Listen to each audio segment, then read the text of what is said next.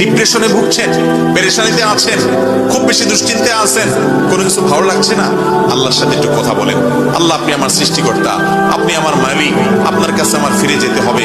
আপনার কত অবাধ্য হয়েছি, কত নাফরমানি করেছি, কত সীমালঙ্ঘন করেছি, কত নির্দেশ অমান্য করেছি, কত নিষেধ লঙ্ঘন করেছি।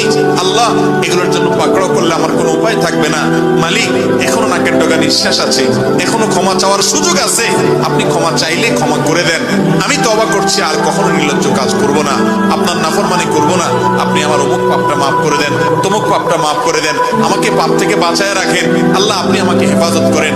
আপনি হেফাজত না করলে আমি নিজে নিজে বাঁচতে পারবো না। মালিক, আপনি রহম করেন। আল্লাহর সাথে একটু কথা বলেন।